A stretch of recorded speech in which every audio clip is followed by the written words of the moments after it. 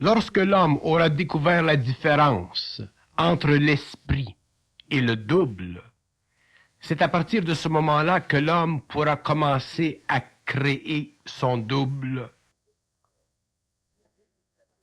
C'est-à-dire que c'est à partir de ce moment-là que l'homme sera capable de vivre ce que nous appelons l'amour cosmique, qu'il sera capable de reconnaître, de former le couple cosmique. Tant que l'homme ne connaîtra pas la différence entre son double et son esprit, il sera assujetti à son esprit, il ne pourra pas connaître, construire le double cosmique. Ceci est extrêmement important. L'homme est un être qui vit, lorsqu'il est inconscient, de son esprit. Lorsque l'homme devient conscient, et plus il devient conscient, moins il vit de son esprit et plus il vit de son double. Et lorsqu'il a reconnu la différence subtile entre l'esprit et le double, c'est à partir de ce moment-là que nous pouvons dire que l'homme est dans son intelligence et dans sa volonté. Lorsque l'homme n'a pas reconnu la différence entre l'esprit et le double, il n'est pas dans son intelligence, il n'est pas dans sa volonté, il est dans l'esprit. Et l'esprit peut faire avec lui ce qu'il veut, parce que l'esprit peut se servir de son mental, de son astral, de son vital ou de son physique, pour l'amener éventuellement à la formation de son double. Donc l'homme est un être extrêmement pauvre en intelligence, il peut être un être extrêmement grand en esprit, et il doit devenir très pauvre en esprit et très riche en intelligence et en volonté. Et la proportion entre l'intelligence et la volonté de l'homme est inversement proportionnelle à son esprit. Ce qui fait que l'homme a tant épousé le concept de l'esprit, c'est parce qu'il n'a jamais compris, réalisé, construit son double. Donc, il n'a jamais été dans son intelligence, ni dans sa volonté. Et tant que l'homme ne sera pas dans son intelligence, ni dans sa volonté, il ne pourra pas construire l'autre aspect des principes cosmiques, qui est l'amour. Donc, il ne pourra pas connaître, savoir ce qu'est l'amour cosmique. Il sera obligé de vivre l'amour planétaire. Et comment le vit-il? Quelle différence y a-t-il entre les deux? Eh bien, l'amour planétaire est l'expérience vécue à travers la conscience astrale de l'homme, à travers les sentiments de l'homme, par le pouvoir de l'esprit en lui, c'est-à-dire par le pouvoir de l'énergie en lui, qui le pousse, selon la coloration de son corps astral, à aller dans une direction ou dans l'autre. Lorsque l'homme entre dans son intelligence et sa volonté, lorsqu'il a suffisamment de double, à ce moment-là, c'est lui qui choisit dans quelle direction aller, avec qui vivre, avec qui échanger. Ce n'est plus son esprit. À partir de ce moment-là, l'homme commence à connaître l'amour cosmique et il commence à s'apercevoir que l'amour planétaire n'était qu'une étape dans sa vie vers l'amour cosmique. La différence fondamentale entre l'amour planétaire de l'homme ou l'amour de l'évolution et l'amour cosmique, c'est que dans l'amour cosmique, il n'y a pas chez l'homme de nécessité d'utiliser son corps de désir. Il n'y a pas chez l'homme de nécessité de vivre des voiles nécessaires, voiles astraux, qui lui permettent de se sentir en amour. Il vit son amour, ou cet amour, d'une façon totalement intelligente et totalement volontaire, et il en récolte les fruits sur le plan mental, émotionnel, vital et physique, selon l'harmonie qui existe entre lui et son partenaire. Harmonie qui est déjà assujettie dans son choix par la vision mentale supérieure qu'il a du lien qui doit exister sur le plan mental, émotionnel, vital et physique de son partenaire. C'est l'homme qui choisit son partenaire. Pendant l'évolution, l'homme ne choisissait pas son partenaire. Il avait l'impression qu'il choisissait son partenaire, mais ce n'était pas le cas. Son partenaire était amené à lui selon la fragilité, selon la conscience planétaire de son corps astral. Donc, à ce moment-là, il pouvait vivre, connaître ce que nous appelons l'amour planétaire, en fonction des passions qui devaient servir de base, d'infrastructure à cette expression. Mais lorsque l'homme entre dans une nouvelle évolution, qu'il vit son énergie sur le plan du double et non plus sur le plan de l'esprit, il n'a plus besoin de la conscience astralisée pour vivre l'amour cosmique. Il la vit, il la reconnaît, cet amour, en fonction de sa volonté et de son intelligence, en fonction de la sensibilité à tous les niveaux de ses plans inférieurs. Et c'est lui qui devient l'architecte de cet amour. C'est lui qui devient l'architecte de ce troisième principe. C'est lui qui en délimite les conditions.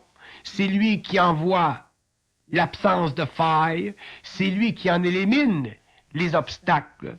C'est lui qui en construit la base. C'est lui qui en est responsable. C'est lui qui en est le soutien.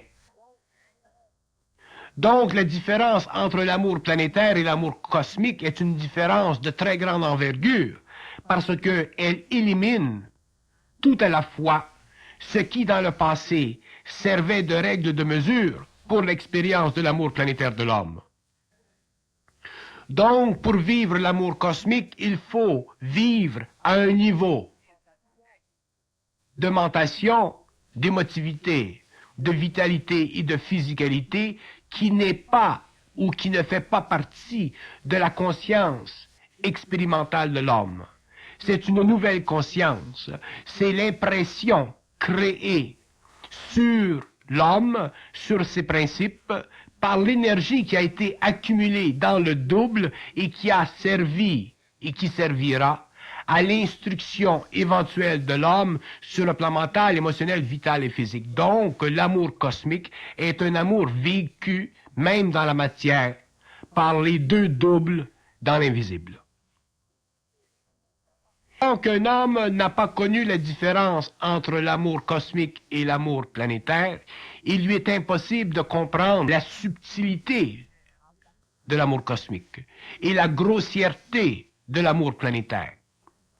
Il n'est pas capable de voir la différence subtile entre l'esprit qui l'amène à vivre un amour qui est le produit d'une soumission à certaines données et le double qui est dans le fond lui-même sur un autre plan et qui se sert des plans supérieurs, le mental, l'émotionnel, le vital et le physique, pour concrétiser son expression dans le matériel, mais en union, en parfaite harmonie avec son expression dans les terres. Donc, dans l'amour cosmique, l'homme vit l'amour sur deux plans à la fois. Il vit l'amour sur le plan matériel et il vit l'amour sur le plan éthérique. Dans l'amour planétaire, l'homme ne vit l'amour que sur le plan matériel, il ne le vit pas sur le plan éthérique. Donc, la qualité subtile, la qualité éthéréelle de l'amour qu'il connaît sur le plan planétaire n'est qu'en fonction de la subtilité des jeux, des colorations de sa conscience astrale. Donc, l'homme ne connaît pas vraiment l'amour sur deux plans. Il ne le connaît qu'en fonction d'un plan solide, et cet amour sur les plans subtils, donc dans l'astral, sont colorés. Et c'est pourquoi souvent l'homme sur le plan matériel aimera sa femme ou aimera son mari, et sur le plan astral se verront en opposition. Pourquoi? Parce que les deux plans sont des plans qui ne sont pas harmonisés. Et très souvent, l'homme verra dans le rêve des expressions de son amour qui sont totalement opposées à son expression dans le matériel, et ceci créera dans sa conscience psychologique des émois ou des formes quelconques de désharmonie. Tandis que lorsque l'homme vit l'amour cosmique, lorsqu'il est dans l'amour cosmique et qu'il vit cet amour cosmique sur le plan matériel, dans sa façon matérielle, il s'aperçoit que sur les plans subtils, cet amour est continu et qu'il devient de plus en plus continu et de plus en plus réel et de plus en plus permanent.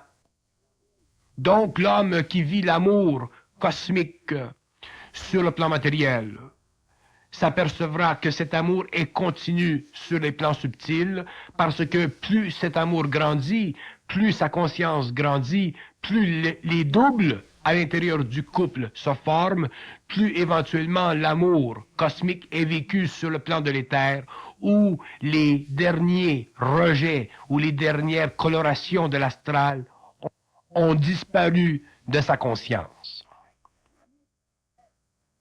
L'amour planétaire est un amour qui sert à créer chez l'homme une sécurité psychologique. L'amour cosmique est un amour qui sert chez l'homme à stabiliser les forces de la lumière qui sont dans l'éther en fonction des forces matérielles dans la matière. Donc, l'amour cosmique est très différent dans sa fonction universelle que l'amour planétaire. L'amour planétaire ne sert pas au double. L'amour cosmique sert le double.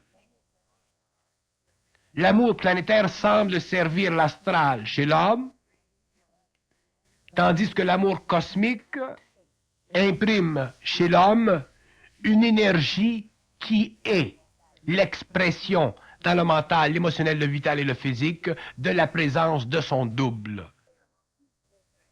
Si l'homme était conscient de la nature de l'amour cosmique et de la nature de l'amour planétaire d'une façon instantanée, il verrait très bien la différence, il verrait très bien l'illusion de l'un et de l'autre.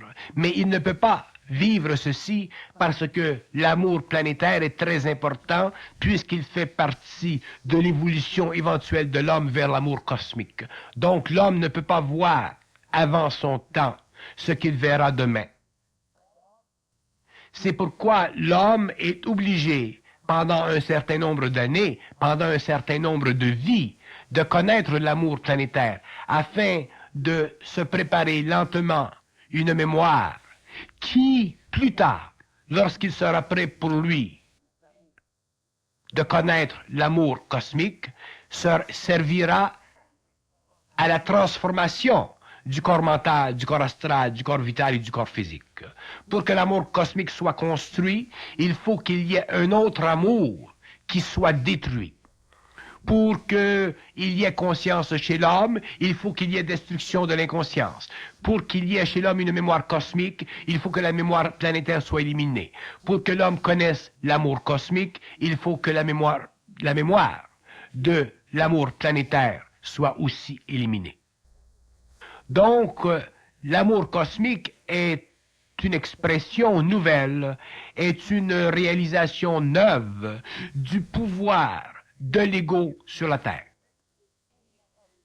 Et tant que l'ego n'est pas suffisamment avancé en conscience, c'est-à-dire en intelligence et en volonté, il ne peut pas voir ceci. Donc, il ne peut pas commencer à construire la base de cet amour qui sert aujourd'hui sur le plan matériel et qui servira demain sur un plan plus subtil.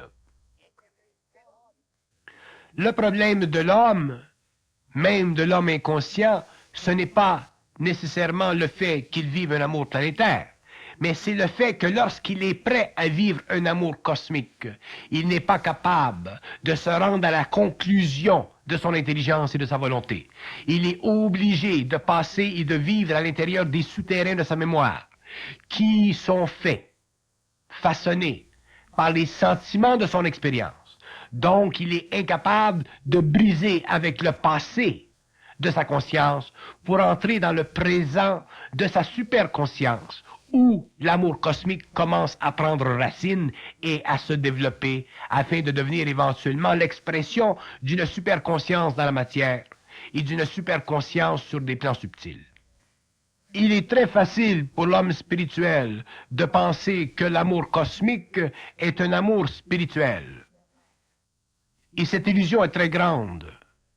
L'amour cosmique n'est pas un amour spiritualisé ou un amour spiritualisable. Et beaucoup d'êtres aujourd'hui spirituels qui forment des couples spirituels croient que ces couples sont des couples cosmiques lorsqu'en fait, ces couples ne sont que des couples spirituels, ne sont des couples qui ne vivent que d'un amour qui est en fait un amour planétaire, mais élevé à une autre vibration astrale.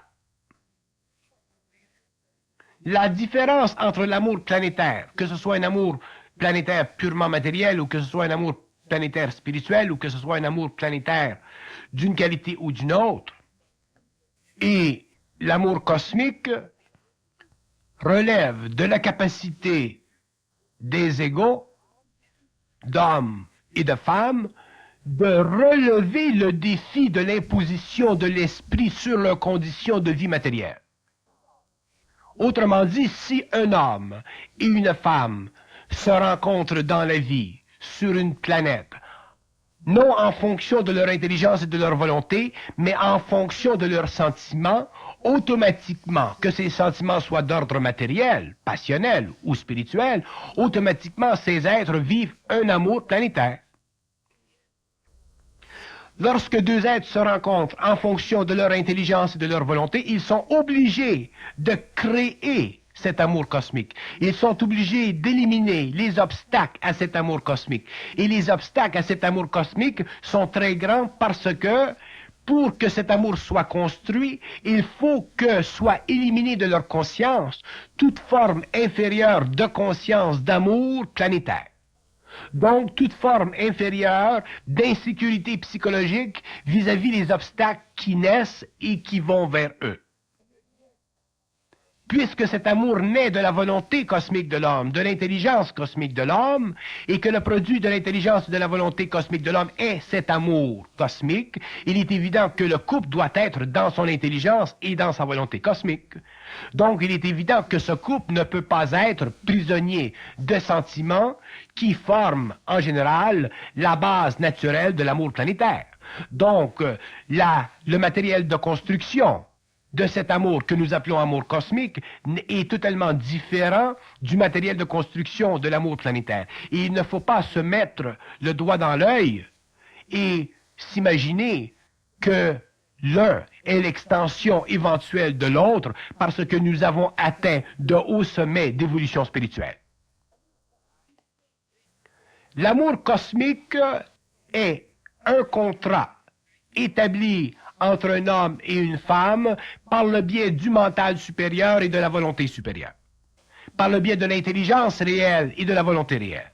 Contrat établi en fonction de ses intelligences et de ses volontés, unanimement raccordé dans une vibration qui ne peut pas être délogée, qui ne peut pas être amoindrie parce que cette vibration est le produit de l'harmonisation du plan mental, du plan astral, du plan vital et du plan physique.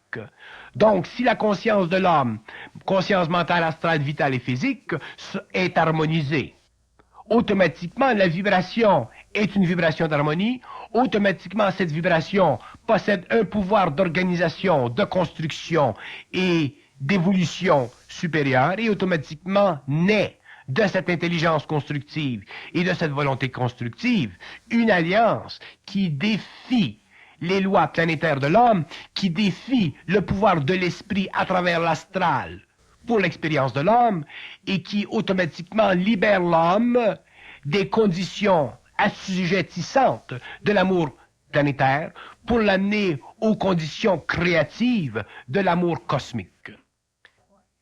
Dans l'amour planétaire, il peut y avoir des compromis.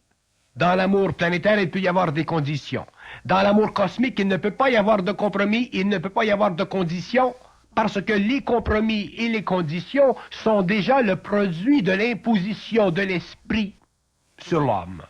Donc, lorsque l'homme a détruit le pouvoir de l'esprit sur lui-même, parce qu'il est déjà dans son intelligence et dans sa volonté, parce que déjà il a suffisamment de double, à ce moment-là, son amour cosmique, autrement dit son amour réel, autrement dit son amour qui doit le mener éventuellement à un raccord avec l'invisible, ne peut plus être entaché, ne peut plus être aberré, ne peut plus être restreint par des forces d'évolution ou d'involution planétaire. C'est un amour qui ne peut plus être touché parce que déjà il est construit dans son architecture. Il est monté de toutes pièces par l'homme et non plus par son esprit. Et quand je dis par l'homme, je parle de l'homme cosmique, je parle de l'intelligence du double, je parle de la volonté du double qui a été formée par le combat, par la lutte entre l'ego et l'esprit. Ce qui a empêché l'homme de connaître ou de créer cet amour cosmique, c'est la polarité du yin et du yang, la polarité du spirituel ou de l'esprit et de la matière. Autrement dit, la polarité de l'esprit et de l'ego. Autrement dit, l'incapacité à l'homme d'être en dehors de son ego, dans son double, pour contrôler le pouvoir de l'esprit sur son ego, afin de bénéficier de l'énergie de l'esprit dans la matière. Si l'homme avait été capable de bénéficier de l'énergie de l'esprit dans la matière, il aurait automatiquement pu faire la synthèse du yin et du yang, donc il aurait encerclé le yin et le yang, et l'encerclement du yin et du yang en fonction du couple aurait été pour lui ce que nous appelons l'amour cosmique. L'amour cosmique est un travail de construction, mais n'est pas un travail de fatigue, tandis que l'amour planétaire est un jeu de la passion de l'homme, créé par l'esprit de l'homme à travers le mental et l'émotionnel de l'homme pour l'exécution dans la vie de l'homme d'un plan de vie quelconque. Donc, si l'homme vit du jeu de l'esprit à travers son amour, l'amour qu'il vit n'est pas l'amour de l'homme, mais est une condition de vie de l'homme. C'est pourquoi dans la vie de l'homme, dans la vie de l'amour de l'homme, il y a des hauts et des bas. Mais dans la construction de l'amour cosmique, dans l'expérience de l'amour cosmique, dans la construction de l'amour cosmique, c'est l'homme lui-même. C'est le double à travers le mental, l'émotionnel, le vital et le physique qui détermine la nature même de la relation, la nature même de l'union, la nature même du pouvoir de cet amour contre le travail insidieux de la mémoire astrale ou du travail de pénétration de l'esprit à travers le mental assujetti et l'émotion appauvrie de l'homme inconscient. Donc la différence entre l'amour cosmique et l'amour planétaire est une différence qui sera réalisée dans l'expérience et jamais réalisée dans la philosophie. L'amour cosmique ne sera jamais réalisé par l'expérience spirituelle de l'homme. Il ne sera jamais réalisé par l'expérience passionnée de l'homme. Il sera réalisé par la vision qu'aura l'homme à travers son intelligence et sa volonté d'un désir qui fait partie du désir du double imprimé dans le mental, l'émotion, le vital et le physique pour que naisse sur la terre le couple parfait, pour que naisse dans les terres le couple parfait, afin qu'un jour l'amour de ce couple puisse permettre que l'homme ait accès à la matière et à l'éthérique. Parce que ce qui permettra à l'homme à la fois de passer de l'éther à la matière, ce sera l'anneau, ce sera le cercle qu'il aura construit autour du yin et du yang. Ce sera le cercle qu'il aura construit autour de la polarité. Ce sera le pont, ce cercle, entre l'éther et la matière. C'est pourquoi la formation sur la Terre du couple cosmique est très importante, parce que c'est l'amour cosmique de ce couple qui permettra un jour à l'homme de passer d'une dimension à une autre, et qui permettra un jour à l'homme de réaliser dans la matière que l'être humain, l'être matériel, est un être cosmique seulement lorsqu'il a suffisamment de double en lui, autrement dit, lorsqu'il a suffisamment d'intelligence et de volonté en lui, pour créer le cercle qui maintient en équilibre les forces de l'esprit et les forces de la matière. Donc, un jour, l'homme aura la capacité, à cause de la présence d'esprit sur la terre, dans l'intelligence de son double, pour le bénéfice de l'âme matérielle, de transformer cet esprit, c'est-à-dire cette énergie, en volonté et en intelligence, afin de créer le cercle de l'amour cosmique et de bénéficier sur le plan matériel de tous ces aspects, et de bénéficier sur le plan éthérique de ce qu'il est, c'est-à-dire une unité lumineuse à l'intérieur de laquelle coexistent deux aspects cosmiques préférentiels, parfaitement harmonisés, que nous appelons la manifestation ou l'explosion ou la transmutation énergétique du mental, de l'astral, du vital et du physique. Donc, le double. Le double est l'expression sur le plan éthérique, de l'explosion, de la transmutation du mental, de l'astral, du vital et du physique. Donc, le double est effectivement la contrepartie lumineuse de l'homme. Donc, le double est capable de vivre, de connaître et de maintenir la continuité de l'amour cosmique qui a été connu, qui a été dégagé, si vous voulez, sur le plan matériel. D'où la permanence de ce lien, d'où la permanence de cette fondation, et d'où la permanence éventuellement de la relation entre un homme et une femme. Mais si l'homme ne voit pas la différence entre l'amour planétaire et l'amour cosmique, et qu'il est spirituel, il croira que son amour spirituel, ou son amour spiritualisé, ou même son amour matériel, est un amour qui est cosmique, c'est-à-dire un amour qui transcende les limites de la matière. Et ce sera une erreur parce que pour que l'amour de l'homme transcende les limites de la matière, il faut absolument que l'homme ait compris le jeu de l'esprit à travers son amour planétaire, qu'il ait compris qu'il a été amené dans une expérience d'amour, pour une expérience d'évolution psychologique, pour une expérience d'évolution mentale, émotionnelle, vitale et matérielle. Et si l'homme ne comprend pas cette différence, il ne sera jamais aguerri dans ses sentiments. Il ne sera jamais capable de voir au-delà de ses sentiments, parce qu'il aura toujours le sentiment de son sentiment. Et à l'intérieur de ce sentiment, qui contient un autre sentiment, il y aura toujours la continuité de la mémoire, la continuité de la domination de l'esprit. Il n'y aura jamais la capacité intelligente et volontaire de l'homme cosmique, du double, d'imposer sur la Terre à travers l'ego, par le biais du mental, de l'émotionnel, du vital et du physique, la volonté cosmique de l'homme, donc, créer sur la terre l'amour cosmique. L'homme n'est plus au stage, quand je dis d'homme, je dis certains hommes, ne sont plus au stage d'être aberrés par leur esprit. Ils ne sont plus au stage de ne plus connaître la différence entre l'esprit et leur double. Ils ne sont plus au stage de perdre conscience, même instantanément, de leur savoir. Ils ne sont plus au stage de perdre conscience, même instantanément, de ce qu'ils veulent, parce que l'esprit en eux est trop puissant pour leur intelligence et trop puissant contre leur volonté. L'homme est rendu à un point où il est capable de dévisager l'esprit, le dévisager de telle sorte qu'il puisse changer son visage et donner à son visage la qualité dont lui veut qu'il possède, c'est-à-dire qualité de service, qualité d'appui, qualité de clarté, et non qualité de domination pour quelque évolution ou à quelque niveau évolutif que ce soit. L'homme ne doit plus être assujetti d'aucune façon à son esprit. Et c'est à partir de ce moment-là qu'il commencera à comprendre la différence entre l'amour cosmique et l'amour planétaire.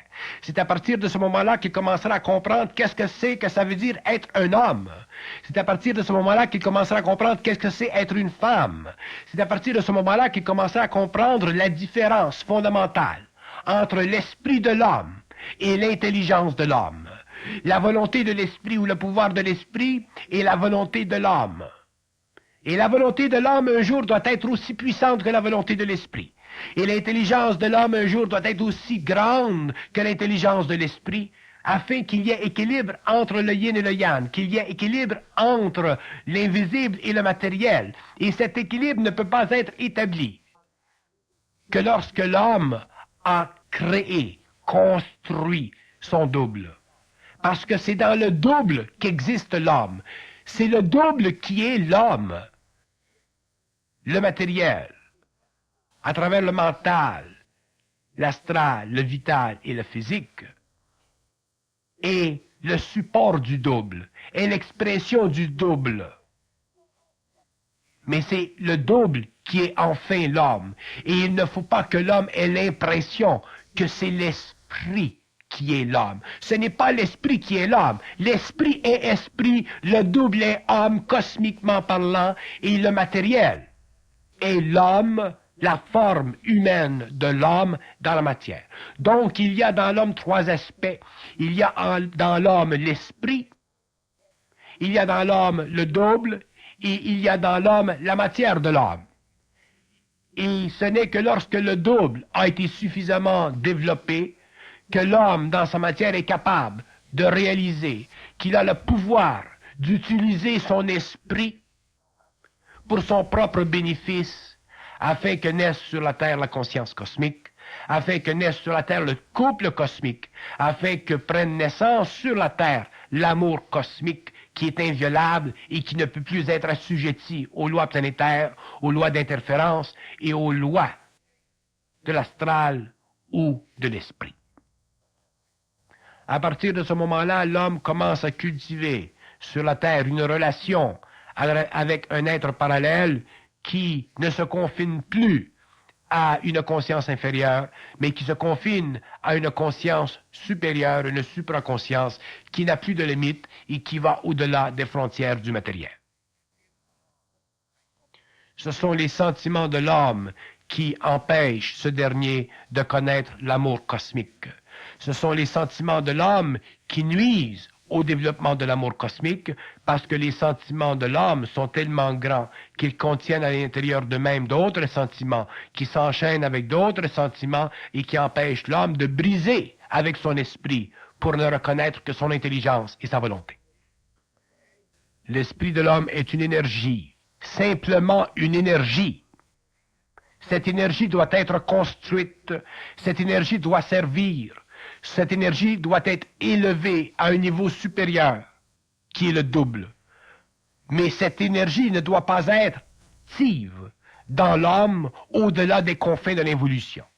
À partir du moment où l'homme entre dans l'évolution, à partir du moment où l'homme se conscientise, à partir du moment où il prend dans ses mains les outils dont il a besoin pour se créer, pour se construire la vie dont il a besoin, pour s'exécuter créativement, il faut que proportionnellement son esprit diminue.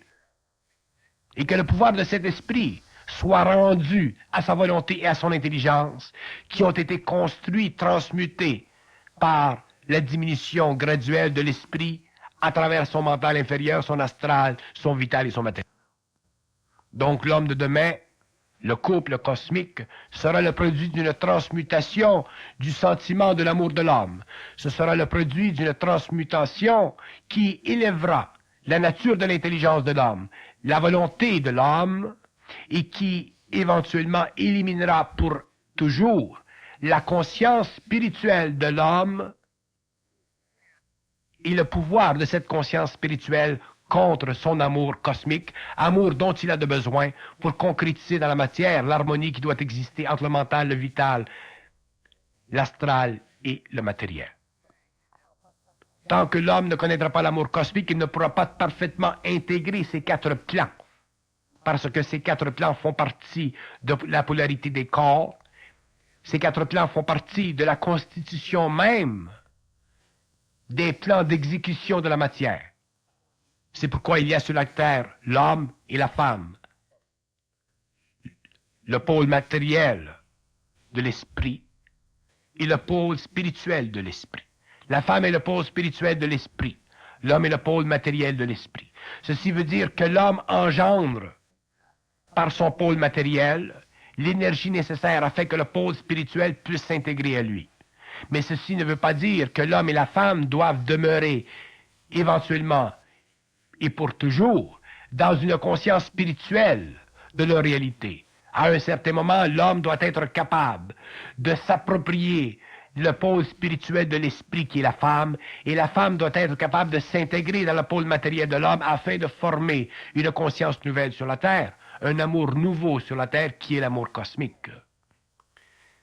Si nous disons que l'esprit veut s'intégrer à la matière, mais que l'esprit ne peut pas permettre que la matière le possède librement, avec facilité, c'est pour faire reconnaître que l'esprit, bien qu'il doive descendre dans la matière, ne peut être intégré à elle que lorsque l'homme a reconnu l'importance de sa matérialité. Et lorsque l'homme a reconnu l'importance de sa matérialité, il assujettit les vapeurs spirituelles de sa conscience astrale.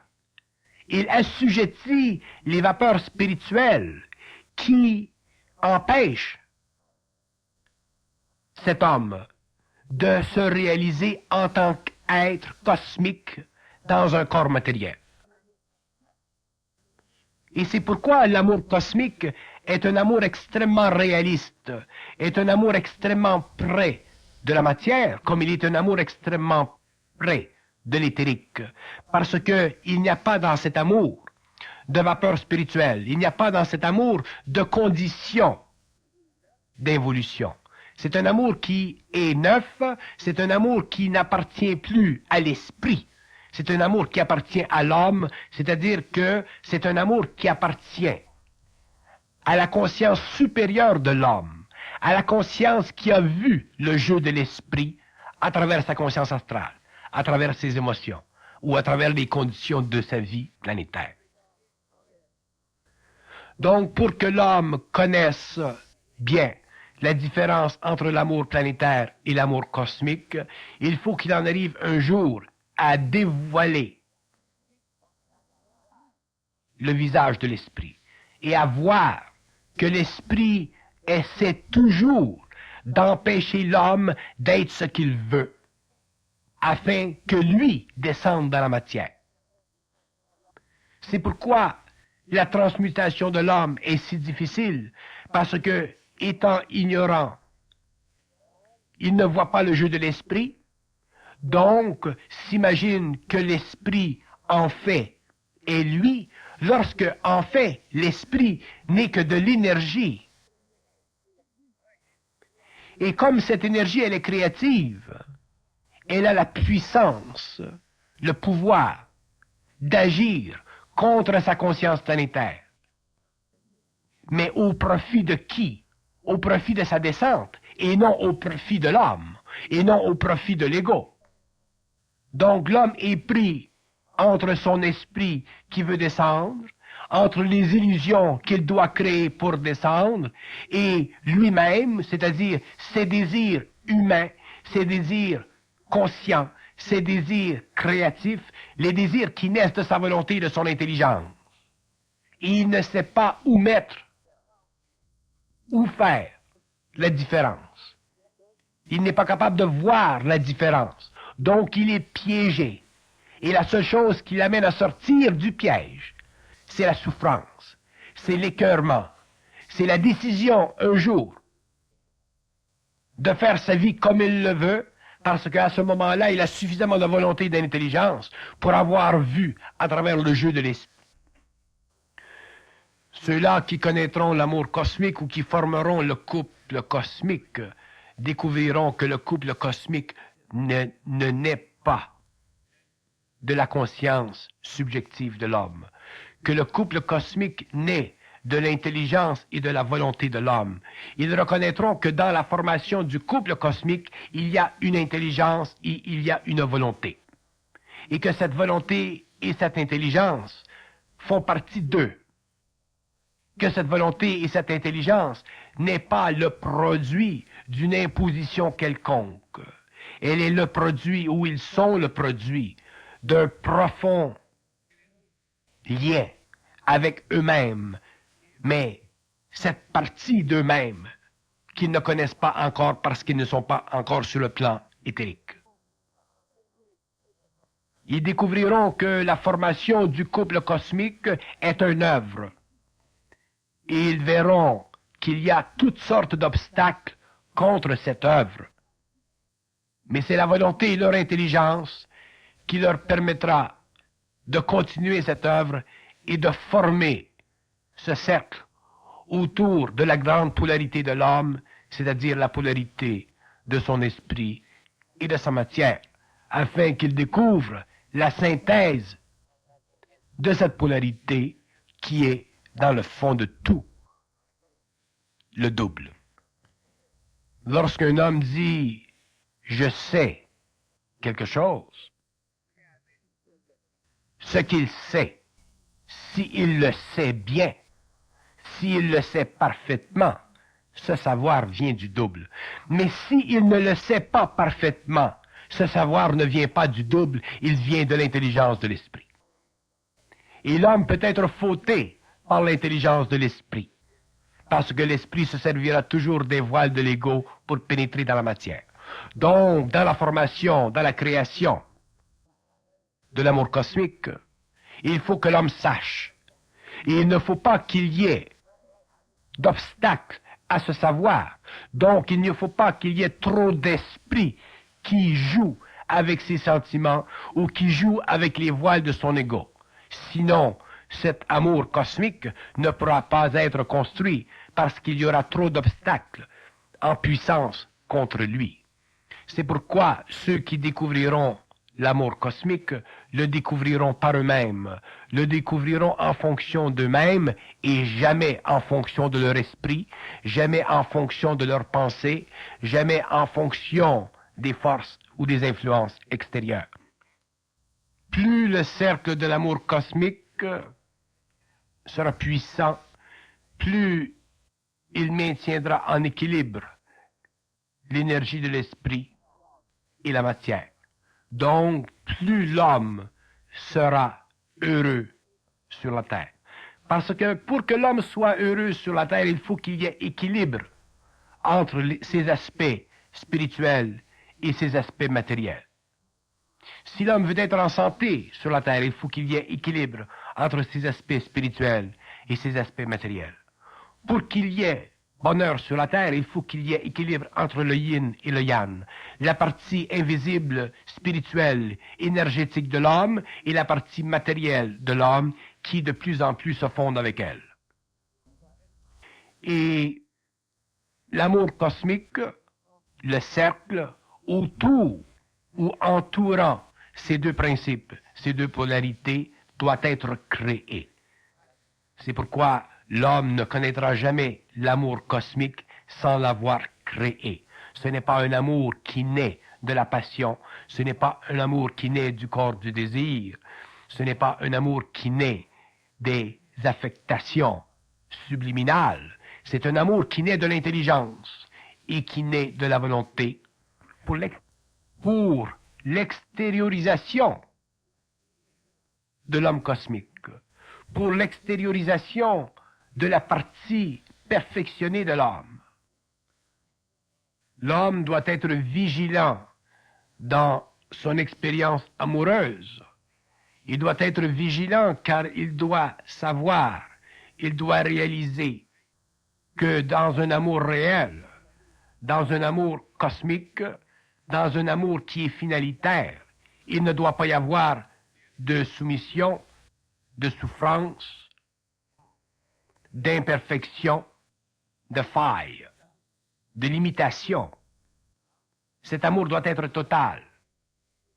Et seul l'homme et la femme qui régissent cet amour, qui créent et construisent cet amour, de par intelligence et de par volonté, réalisent ou peuvent réaliser qu'il ne peut y avoir dans cet amour de faille. Et s'il y a faille dans cet amour, il est temps, il est pressant pour l'homme de se désengager de cet amour, car il n'est pas cosmique.